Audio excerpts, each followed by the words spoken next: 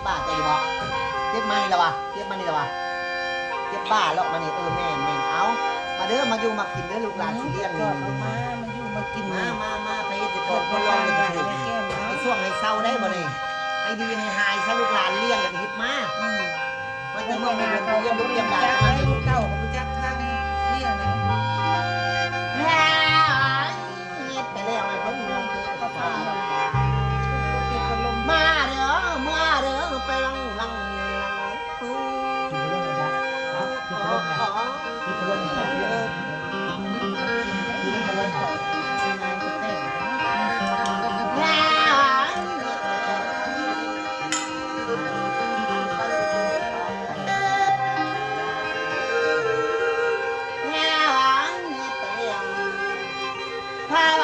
คนนี้บ้าไปนั่งเดือดลอง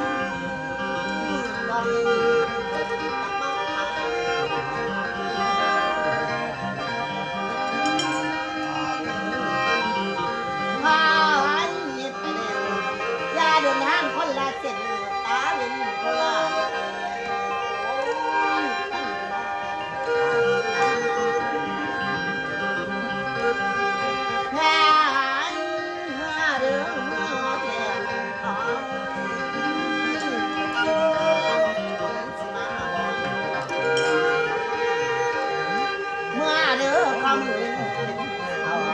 ท่านก็จะเดินต่อไป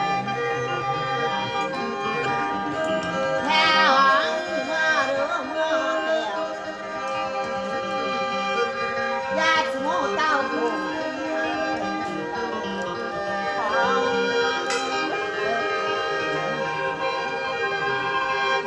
แค่หวังนี่ไปแล้วมันก็รู้ก็ทำงานแล้วญาติเพื่อนบ้านทุกคนดอกไม่ใส่หน้า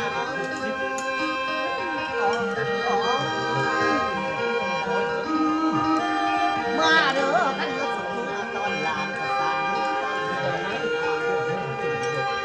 พาเอ้ยมาเด้อไปวังเดียวมาสั่งทางเด้อเมื่อเดียวท่านอยู่กันมีสันติกันให้พนยาวมันฮาลาเตียง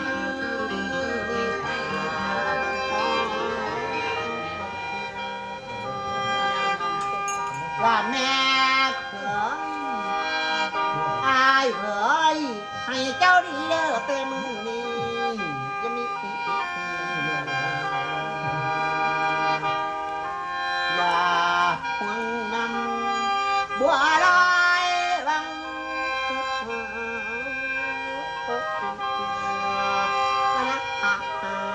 วังเนี้ย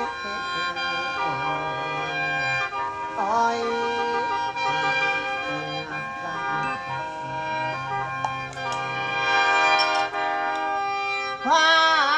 พาแต่บ่เมื่อเรื่องมันสันขีมัน ปีสร้างปีหน้าเมื่อ แค่น้อยมีทั้งมา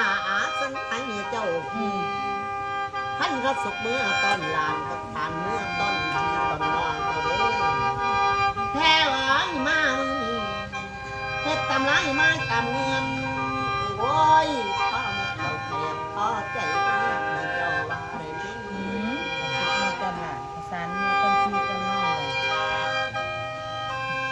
เอาเงินมาใส่อยู่นี่รุ่นบาทนะ เอามาใส่เองนะ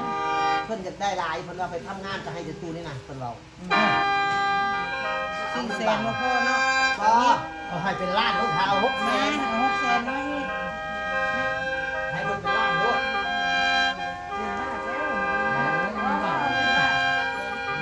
โอ้เจ้าอย่าเอามาได้เงินไปเลยบ่ได้คืนไม่ได้เอาทิ้งได้นี่ได้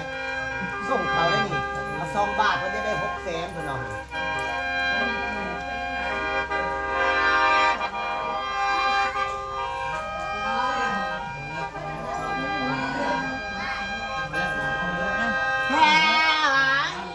เมื่อละบ่พ่อแต่บ่ละหาไว้ว่ามองไปดียังบ่มีน้องแต่แค่ร้อยเมื่อเตียงโว้ยตัวปีนี้ปีปีสิมาบ่อยพ่อทำไมเลยดูมาแม่มาตัดมาสิตัดให้ ไม่ใช่นะพลังมัน ลำไส้ปี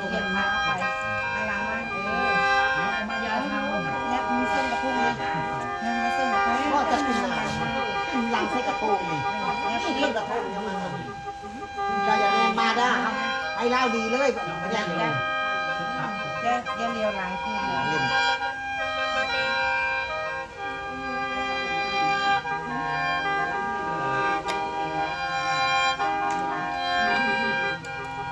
แค่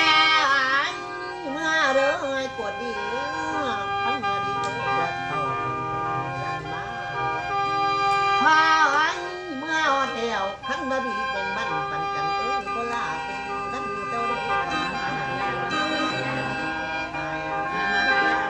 แพ้ไอ้มันหักสัน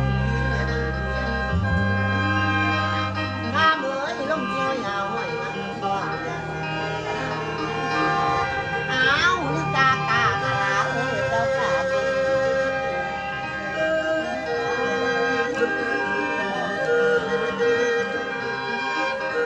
พาไม่เอาอันนี้ก็ต่อยอดมา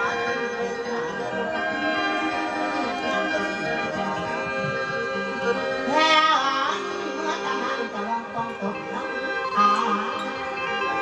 อาที่เป็นปันกันละ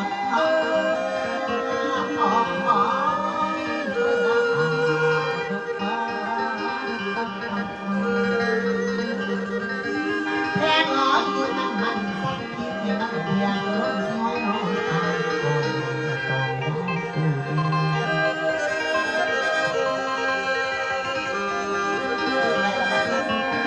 เข้าเดี๋ยวนะตั้งใจละ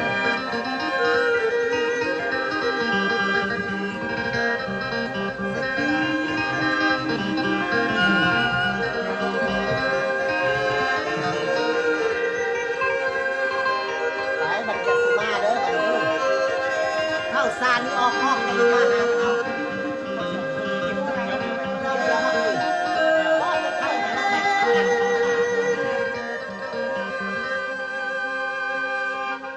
อันนี้ก็เด้อไปเอาเว้นมาแอน